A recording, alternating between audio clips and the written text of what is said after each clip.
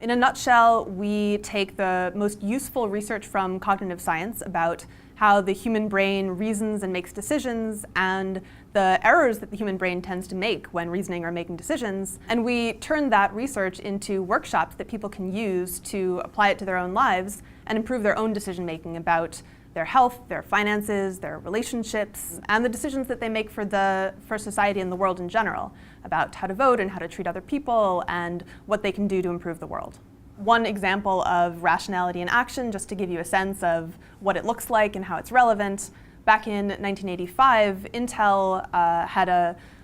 large foot in the memory chip manufacturing business, and they'd been losing money on memory chips for years. So the two co-founders, Andy Grove and Gordon Moore, met to figure out what to do. And at one point, Andy asked, "What do you think a new CEO would do if the board kicked us out and brought in a new CEO?" And without hesitating, Gordon replied, "Oh, he would get out of the memory business."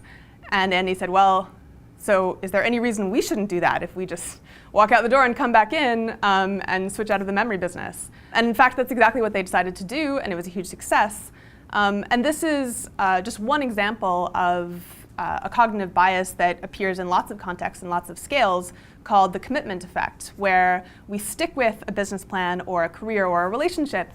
long after it's become quite clear that it's not doing anything for us or that it's actively destructive or self-destructive, because we have an irrational commitment to whatever we have been doing for a while, because we don't like the idea of our past investment having gone to waste, or because it's become part of our identity. And the technique that Andy and Gordon used to snap themselves out of the commitment effect is also a really generally useful technique called looking at a problem as if you were an outsider, an outside party. Over the past few decades, cognitive scientists have learned a lot about this and many other biases that human brains are subject to when we try to make decisions. But fortunately, cognitive science has also learned a lot about things that we can do to improve. So at the Center for Applied Rationality, we're taking that research, teaching people about the biases, where they occur, when we're vulnerable to biases, and then teaching them simple and easy mental habits like looking at a problem as if you're an outsider to overcome those biases. Rationality also is a significant public good, and that's one of the main motivations behind the founding of CFAR. Society would look very different if rationality, rational thinking, and decision-making were widespread.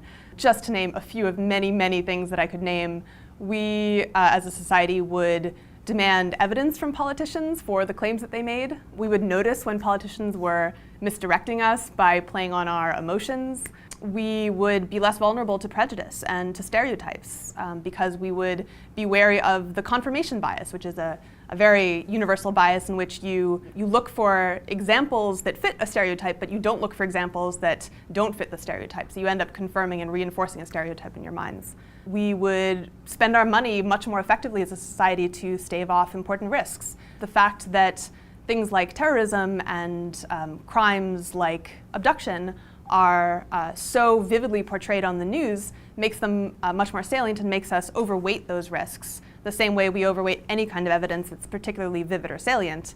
even if it isn't actually the best bang for our buck in terms of risk reduction.